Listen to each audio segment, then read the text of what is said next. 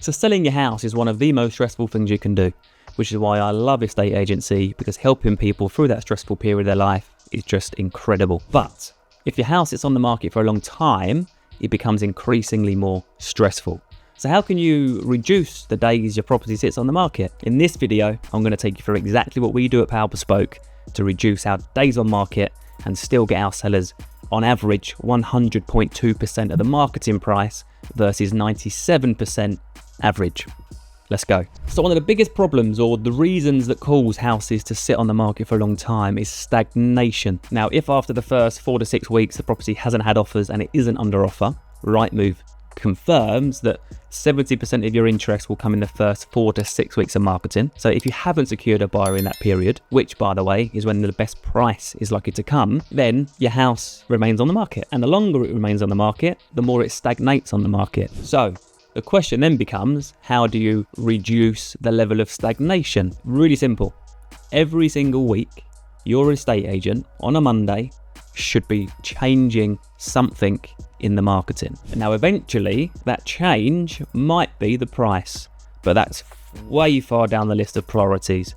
Far too many estate agents put it on the market, put it on Rightmove, wait for the leads to come in, do a few viewings, no offers come in. Oh my God, you've got to reduce the price. So sorry. But there's a few things you need to do before that, and I'm going to share 3 of them. Number 1, the most important one, continuously rotate the lead image. We've all seen it, right? You go on Rightmove, there's that house that's got the picture of the nice red brick house with a double garage, but it's been sitting there with that same picture for the last 6 months. What if you change it to a garden shot showing the 120-foot garden, which people wouldn't necessarily know about unless they clicked into the property, scroll to picture number 27 to then discover it's got a big garden? What if you rotate that and make that the money shot, as I call it, the lead image? Or you might have a lovely big open plan kitchen dining family space. It's a family house. Make that your lead image. There's no rule that says the first picture has to be the outside of the house.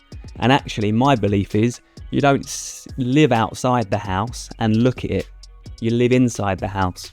So the actual picture that should be the main lead image, money shot, the one that's grabbing the attention, should be something inside the house that people are going to be living with internally. Number 2, the summary description. So if you go on Rightmove and Zoopla, any website actually, you'll notice that there's a summary description and then there's a long description once you've clicked into the property details. The summary has got to be attention grabbing straight away.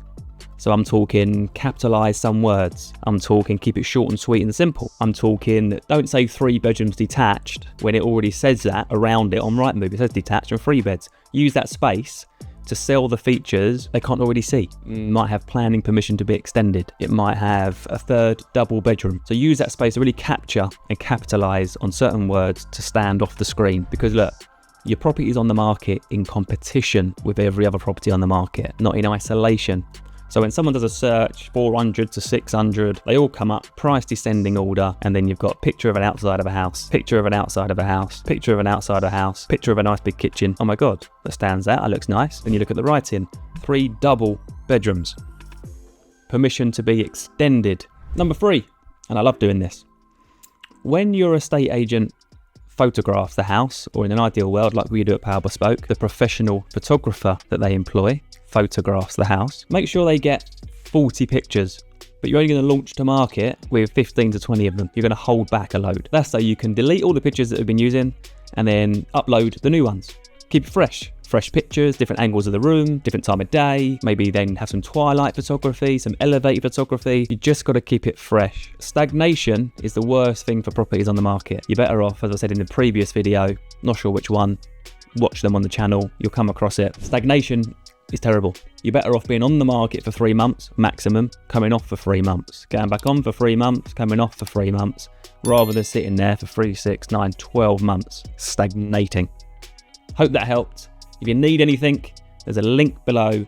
Click it, book a call with our team, and we'd love to help.